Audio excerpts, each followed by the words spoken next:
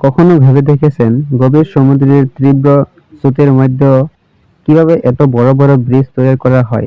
আর কেনই বা এই বড় বড় ব্রিজ তৈরি করতে মানুষের মাথা এবং তাজা রক্তের দরকার হয়?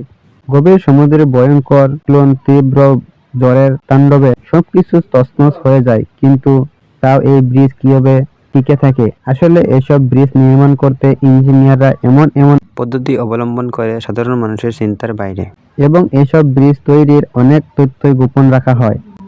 আজকের ভিডিওতে এই সবকিছু উত্তর পাবেন, এবং এরই সাথে এটাও জানবো যে ব্রিজ তৈরি করতে মানুষের মাথা এবং রক্ত দিয়ে কি করা হয়। চলুন শুরু করা যাক। ভয়ানক নদী কিংবা গভীর সমুদ্রে তৈরি ব্রিজের উপর দিয়ে প্রতিদিন হাজার হাজার গাড়ি চলাচল করে।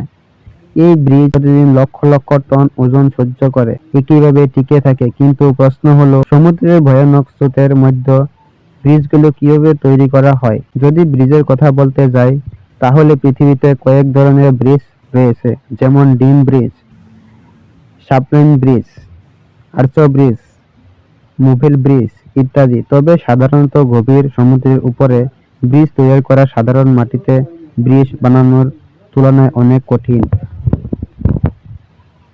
আপনি হয়তো দেখেছেন বড় বড় ব্রিজগুলো পিলার উপর টিকে থাকে। সাধারণ মাটিতে তৈরি করা সহজ হলেও প্রশ্ন হলো, এগুলো পানিতে কিভাবে তৈরি করা হয়? পানিতে ব্রিজ তৈরি করার আগে কিছু বিশেষ জিনিস পরীক্ষা নিরীক্ষা করা হয়, যেমন পানির গভীরতা, পানির স্রোতের গতি, পানির নিচে থাকা মাটির গুণমান, ব্রিজের ভার কেমন হবে, এবং ব্রিজ বানানোর পর এর উপর দিয়ে কি পরিমাণ গাড়ি যাবে তার ওজন আগে থেকেই ভালোভাবে রিসার্চ করা হয়। এরপর ব্রিজ বানানোর কাজ শুরু করা হয়। এখন চলুন পানির উপরে কিভাবে পিলার তৈরি করা হয় তা দেখে আসা যাক। এর জন্য প্রথমে যেটি ব্যবহার করা হয় সেটি হলো কপার ডিম, যা দেখতে অনেকটাই ডামের মতো। এগুলোকে ক্রেনের সাহায্যে যেখানে পিলার তৈরি করা হবে সেখানে ফিট করা হয়, আর কপার ডিমকে বড় বড় স্টিলের মাধ্যমে তৈরি করা হয়। এটিকে এমনভাবে তৈরি করা হয় যে এটিকে এক জায়গায় রাখার পর আর এক ফুটাও পানির ভিতরে প্রবেশ করতে পারে না।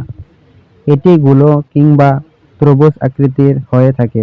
আপনি হয়তো সার্কাসের মধ্যে মৃত্যু কুয়া দেখেছেন, এটি অনেকটাই তেমন।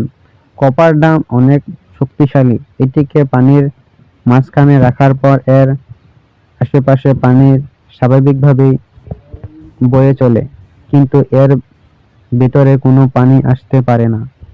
তবে এটি যখন পানির মধ্যে রাখা হয় তখন এর ভিতরে যে পরিমাণ পানি চলে আসে, ভর্তি গ্লাসের মধ্যে পাইপ দিয়ে সব পানি বের করে ফেলার মতো। পরবর্তীতে পাইপের সাহায্যে বের করে দেওয়া হয়, মানে একটি পানির তাই ওর নিচের অংশে মাটি দেখা যায়। এরপর সেখানে ওয়ার্কাররা তাদের কাজ শুরু করে। এভাবে একের পর এক পিলার তৈরি করা হয়। অন্যদিকে ব্রিজ তৈরি করা কোম্পানিতে উপরের অংশ তৈরি করা হয়, তবে পানি যখন অনেক গভীর হয় তখন এভাবে ব্রিজ তৈরি করা সম্ভব হয় না। তাই প্রথমে রিসার্চ করে মাটির নিচে কিছু পয়েন্ট তৈরি করা হয়, মানে যেখানে মাটি পিলার তৈরি করার জন্য উপযুক্ত হয় সেখানে গর্ত করে উপর থেকে অনেকগুলো পাইপ নিচে পর্যন্ত দেওয়া হয়। এরপর সেখানে থাকা পানি বের করা হয়। পানি বের করার পর এই পাইপের ভিতরে কংক্রিট দেওয়া হয়। তারপর প্রয়োজন অনুযায়ী এমন অনেকগুলো পাইপ একসাথে নিয়ে একটি পিলার তৈরি করা হয়।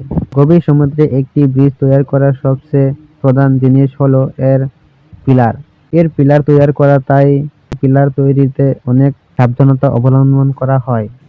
এখন চলুন ব্রিজ তৈরি করতে মানুষের মাথা কিংবা রক্ত কেন প্রয়োজন হয় তা জেনে আসা যাক। সত্যি বলতে ব্রিজ তৈরি করতে মানুষের রক্ত কিংবা মাথা কোনো প্রয়োজন হয় না।